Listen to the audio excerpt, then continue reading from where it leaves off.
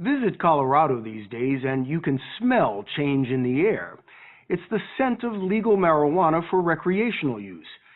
If you're a resident 21 or older, you can walk into a state-licensed store and buy up to an ounce of pot. Tourists are limited to a quarter ounce. Colorado has allowed medical marijuana since 2001, but in 2012, voters amended the state constitution to allow recreational pot and gave the government 1 year to make it work. Colorado's governor calls it the most ambitious social experiment of the 21st century. 3 other states also have approved recreational pot, but none has gone further or faster into the legal retail weed business than Colorado. The experiment just hit the 1-year mark, and we wanted to know how it's going. So we headed to Denver, the epicenter of a marijuana industry that's now in full bloom. The story will continue in a moment.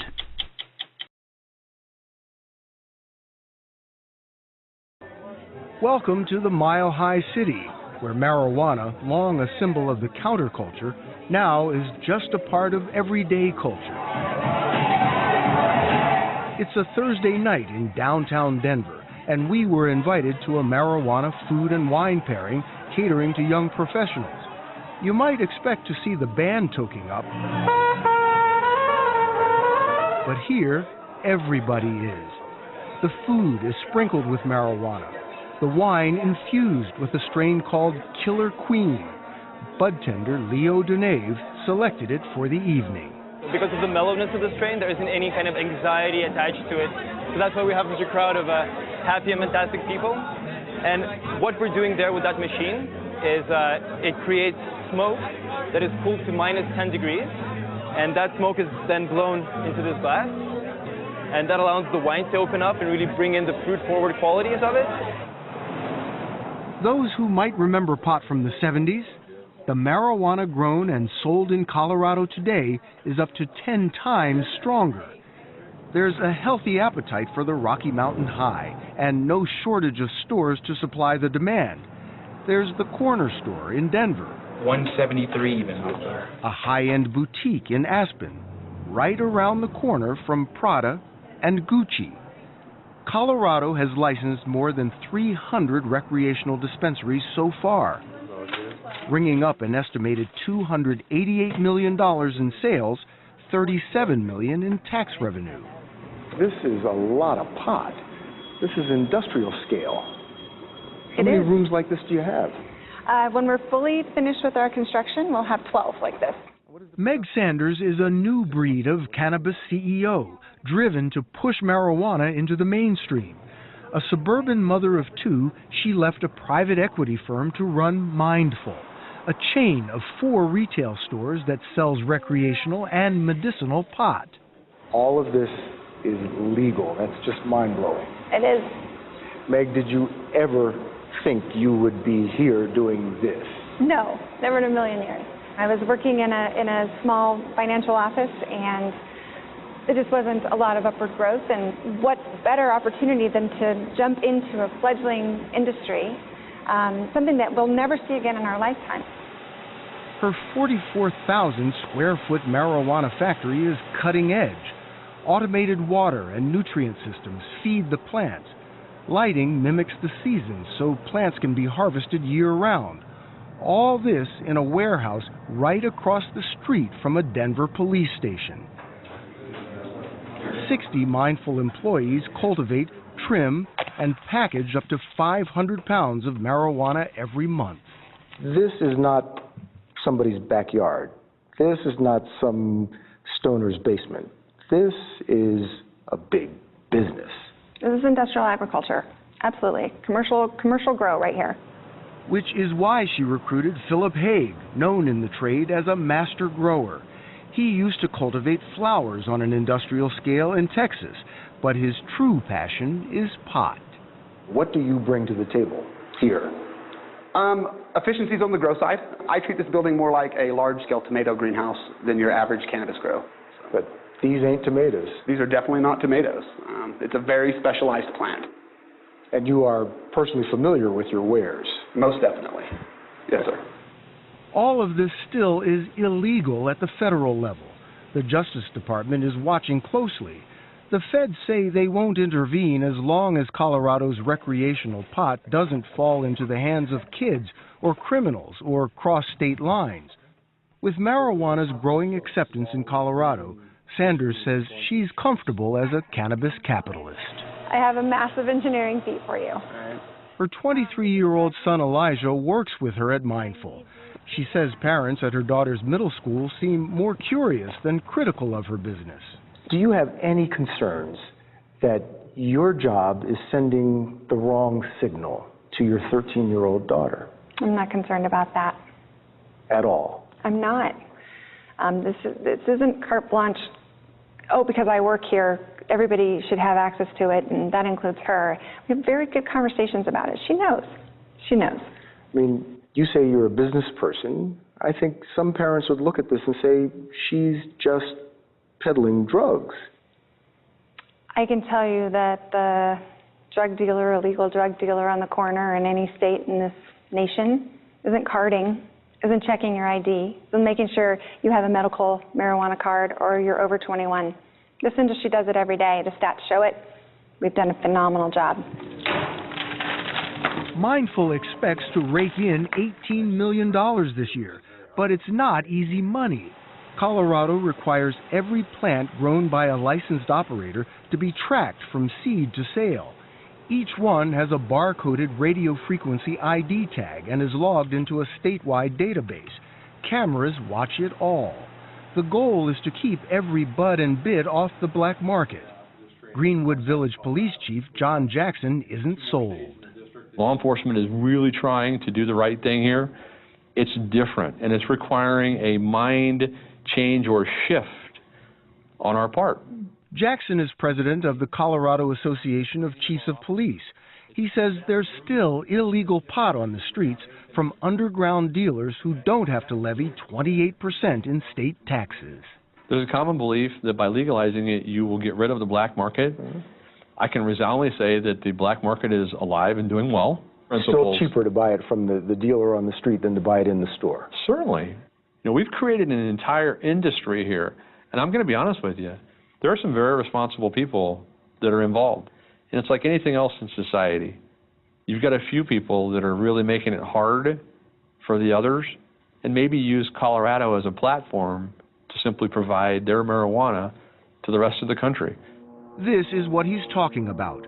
In October, Denver police and the DEA raided several warehouse operations that were allegedly growing marijuana destined for out-of-state.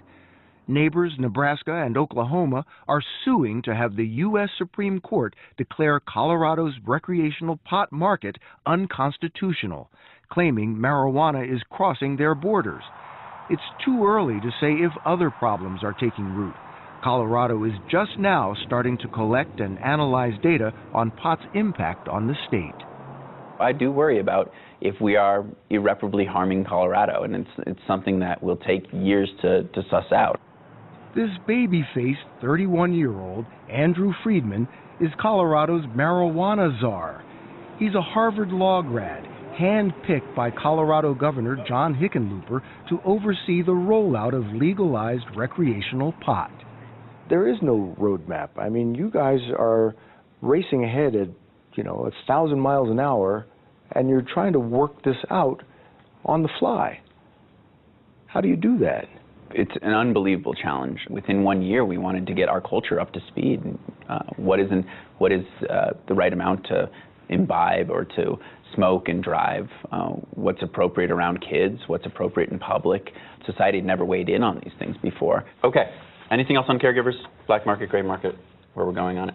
He regularly calls together the department heads of revenue, health, education, all the state agencies involved with marijuana, trying to balance the demands of the people with public safety and the law.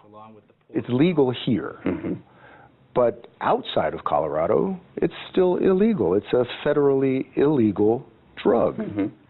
How do you square those two? Well, it is a round peg in a square hole.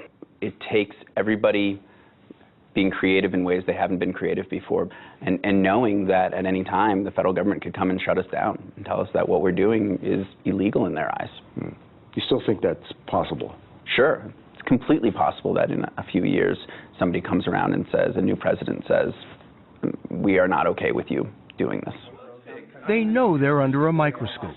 That's why Colorado was quick to act when it bit into trouble with edibles, marijuana candies, cookies, and other infused foods. Just 3 months into legalization, a 19-year-old college student visiting Denver leapt to his death from a hotel balcony after eating a pot-laced cookie. The coroner's report noted marijuana intoxication as a significant contributing factor. I think one of the things we didn't see coming was that people were going to overdose on edibles.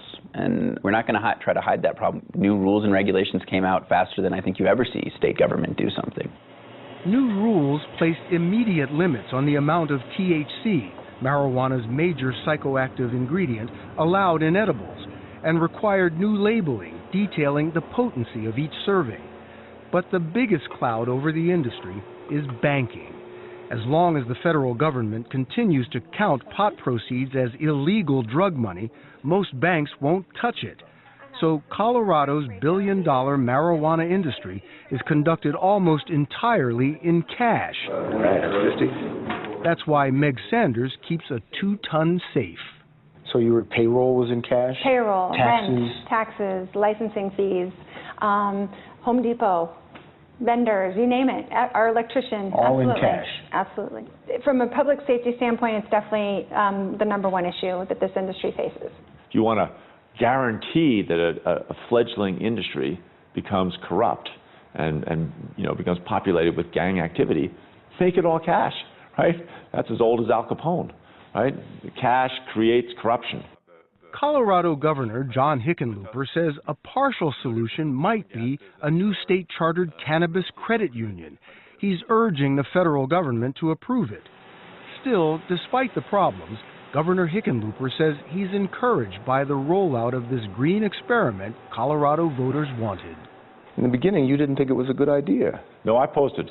And I opposed it, and I think even after the election, if I'd had a magic wand and I could wave the wand, I probably would have reversed it and had the initiative fail. But now I look at it, and I'm not so sure I'd do that, even if I had such a wand. I mean, I think we've made a lot of progress, and, there's still a lot of work to be done, but I think we might actually create a system that can work. All right, I will have an eighth of that. Sure.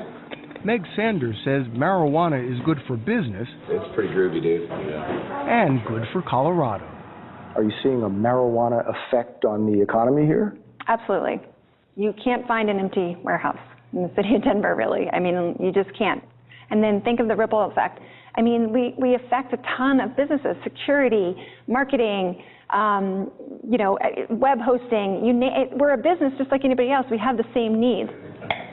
Today, you can walk into a Mindful dispensary and buy a joint for $14.53. Business is good. Sanders is planning to expand. We're saying, please trust us. We know we can do this right. I do remember when this was rolled out, everyone thought that the sky was going to fall. Still there. It didn't fall. And business is thriving, and the customers are still coming through the door.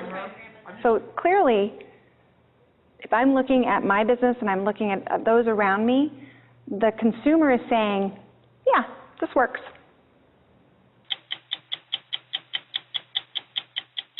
Meet Joel and Lisa Schneider of Bud and Breakfast at 60minutesovertime.com.